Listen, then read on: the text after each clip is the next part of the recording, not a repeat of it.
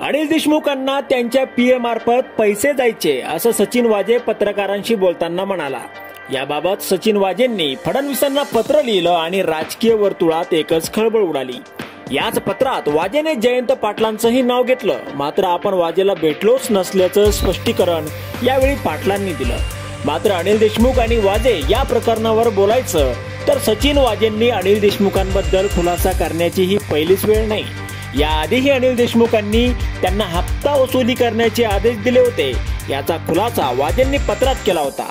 हायकोर्टाच्या कारवाईनुसार suspend झालेल्या सचिन वाजेंसारख्या आरोपीला पुन्हा सेवेत रुजू करून घेण्यासाठी उद्धव ठाकरे तत्कालीन मुख्यमंत्री फडणवीसांवर दबाव आणत होते।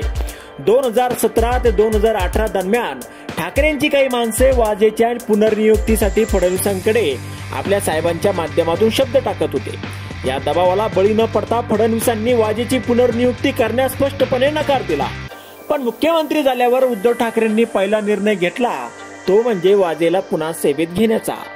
विशेष म्हणजे तत्कालीन गृहमंत्री अनिल देशमुख यांनी हात वर करत वाजेच्या नियुक्तीवर आपला काहीही सहभाग नसल्याचं म्हटलं।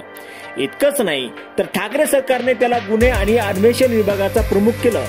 अर्णब गोस्वामी प्रकरण, सुशांत सिंग राजपूत आत्महत्या अशा ठाकरे कुटुंबांसाठी महत्त्वाच्या असणाऱ्या प्रकरणांचा तपास त्यांच्या हातात देखील दिला।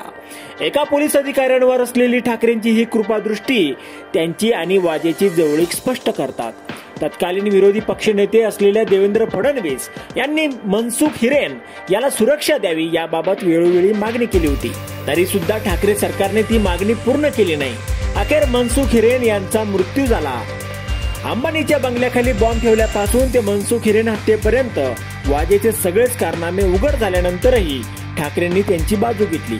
वाजे काय लादेन आहे काय, एखाद्याचे चारित्र्य हनन का करता असं म्हणत ठाकरेंनी त्याला पाठीशी घातलं।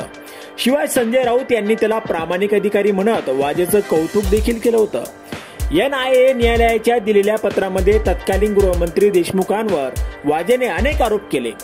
सचिन वाजेला पुन्हा सेवेत घेण्यासाठी देशमुख यांनी 2 कोटींची मागणी केली होती।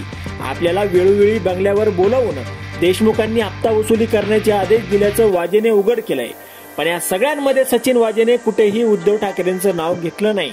सचिन वाजेच्या खुलाशानंतर संजय राऊत, सुषमा अंधारे असे ठाकरे गटाचे नेते वाजे हा फडणवीस यांचा माणूस असल्याचे आरोप करतात, पण आपल्याच गृहमंत्र्यांवर हप्ते वसुलीचे आरोप करणाऱ्या सचिन वाजेची उद्धव ठाकरे आणि संजय राऊत यांनी पाठराखण केली का? पण आपल्याच गृहमंत्र्यांवर हप्ते वसुलीचे आरोप करणाऱ्या सचिन वाजेची उद्धव ठाकरे आणि संजय राऊत यांनी पाठराखण का केली? मुळात प्रश्न असा आहे की फडणवीसांचा विरोध करतानाही सचिन वाजेला पुन्हा सेवेत का घेतलं?